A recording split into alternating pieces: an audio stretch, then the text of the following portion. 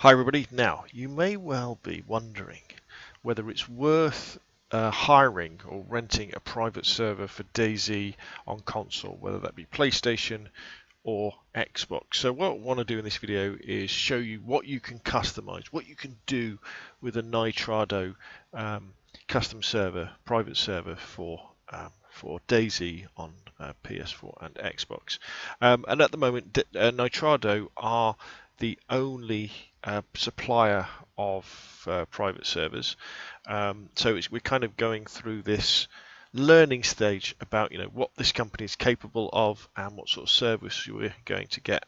So as you can see here, I've got a 24 slot private server for DAYZ for the PlayStation 4, and it's to basically allow the members of my Discord and Patreon supporters and YouTube members of my channel to come and play DAYZ in a environment where, fingers crossed, there aren't any cheaters. That's the big thing, because with a private server you can't leave that server with the stuff you've got. When you spawn in and you play the game, you pick up your weapons, but you can't take them somewhere else that you can in a public server, which leads to all sorts of problems with people duping and server hopping and loot farming and that sort of stuff. Plus, also with the private server, that then gives you the ability to control who's playing on it. And hopefully, you've joined up with like-minded people who are going to play DAYZ in a fun way, but also in probably a sensible way. You can have fun and do lots of different things and kill each other and help each other do all that stuff, but you're not going to get cheaters, I guess. And then if there were cheaters, you could find out who they are and then probably get rid of them. But whether you can actually do that or not is another matter, because I think basically you've got to control that by access to the password to the server, not by actually being able to black individual people. So you go into Nitrado, you pay your money, and then you can go into the web interface, which I don't need to load up again because I've got it here. And here is the web interface. Welcome to your personal server. Here you can find the important information. So it's a DAYZ server. We could stop the server, we could restart it if we wanted to. Obviously the server will go through its natural life cycle of resetting itself every now and again. And then if we go down here, we can see we've got CPU usage, memory usage, how many people are on. At the moment there's only one person playing on the server, and then we've got various information down there. So all basic stuff. And then what we can do is we can look at, that's the dashboard, we can then look at the DDoS history. So this is distributed denial of service. So if your server comes under attack from people who for some reason don't want you to play on your server, you could see what has happened and what Nitrado have done to block that. You then have your event logs, and these kind of show you what you've really been doing on the server, like changing any settings, changing things like resetting it, changing things like passwords. You can see what's been going on. This might be useful if you have got other people, I guess, who could be admins and change things on your server, or if you just wanted to remember what you'd done. Then we've got the log files. Very simple at the moment, not much has gone on. We've just got server restarts and stuff like that we can go into. As you can see, not that much information. Now, here we go. This is the bit you're probably interested in, the settings, what you can change in your DAYZ world at the moment. And as I say, these are early days. This is the first day that the servers have been available. Maybe what we'll see over the following few weeks and few months is more options being added to the consoles. As it is at the moment, you can change the name of your server. So my one's called Scalespeeder Gaming. You can change the password. And then you can change the server time multiplier. Now this is actually very powerful. What this enables you to do is to set indirectly how long the days are and how long the nights are. And what you do it by is by having a multiplier. So how fast will time go? So for example, in this case, a multiplier of 3 means that 1 minute of our time will be 3 minutes in the DAYZ world.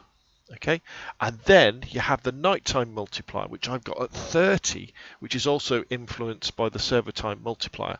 So what that means is time will pass 30 times faster at night than it does during the day. So in effect, what that should mean is that the days on my server will be nice and long, say 2.5 to 3 hours long, but the nights I think are going to only be about 15 to 20 minutes, which is the way I want to play. Although it's fun playing at night in DayZ and you can have torch and all this sort of stuff, I think it's more enjoyable playing DayZ during the day. So we're going to have to see how that goes. I'm a bit worried that maybe dusk and dawn might be too long, so we might have to change the server time multiplier to something a lot faster for during the day, to something like 6 or something like that, but we're going to test that out. Use system time. So again, in DayZ, the world of DayZ, what you have is you can match the time that DayZ starts with the time that the server resets, and you can set that as well. So every time the server resets, you can say, actually, when it turns on again, I want it to be midday, or say 9 o'clock in the morning. So you know that when you do a reset, you're going to have a full day ahead of you. And that might be a really good thing to do, because there's nothing worse than having to spend time in the night. Again, I've hopefully set the server up so nighttime doesn't last too long. But you want the people who are in your server to have a good time and enjoy playing DayZ and go somewhere else. We can deactivate the third person, so we can make it a first person only server, and we can turn off the crossfire. So this is a bit like a hardcore mode, I guess, and reduce the log output. And it says that increases the server's performance. We're going to have to see. I was kind of hoping the log would show things like so and so found a pair of trousers, but I don't think it goes into that detail. But we'll be able to see that. Configuration profiles. This is again where you could, if you wanted to set, say, a custom configuration, perhaps where night was very, very long and day was very, very short, you could save that here and swap between them. And then configuration files. This is where you can add XML and stuff to things. I think this is really to do with also adding custom messages to people when they join the server and do stuff. So you can change things. So for example, you could say, here we go. The following message will be displayed to every player in the countdown manner and shut down server in 10 hours from its start. So it's just going to tell people this server will shut down in 10 minutes. That sort of stuff. And then we've got our tools. So we don't have that many. We've got restore and backup. Because nothing is needed to do that, and then you've got a timed restart that we could set up as well, again, but we don't really need to do that. So as you can see, we don't really have that many options to customize the console private servers from Nitrado at the moment. All we can really do is change the password, change the names, change the messages, change the day and night cycle, and change things like whether it's third person, which got a crosshair and stuff like that. There's no option to change any spawn settings. You can't change things like getting rid of stamina so that people can run for ages, or so that people have no stamina so they can't run at all. You can't change the rate at which zombies spawn or loot spawns. We can't change anything like that. So it's quite a vanilla experience that we're getting with a Nitrado custom server. But again, the big thing for me is the fact that you've got this sandbox for you and the people that you want to play with, that you can set the password for. You can make sure that only the people are in there that you want to be in there, and you can have, you've still got zombies. It's still a dangerous environment, but you can avoid hopefully things like cheaters and dupers that I'm sure we'll have got rid of most of them hopefully in the main game. But in this game, there's no point for someone to come into your server, get a load of stuff and try and leave, because you can't take equipment with you from your server. That character you create on your server stays there till they die, then you get another character. You can't leave and go to a public server.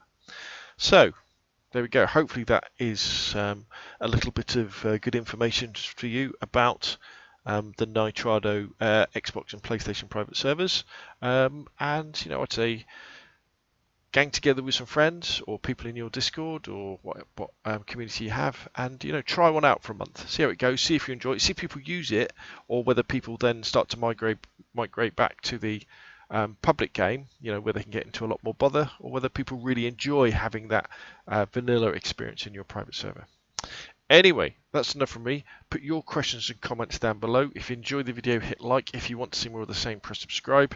Remember, you can come and join our Discord, which concentrates on DAYZ and PUBG. You can support the channel by becoming a YouTube member. You can go over to Patreon, support the channel that way, all that good stuff. But anyway, that's enough from me, and I will see you again soon.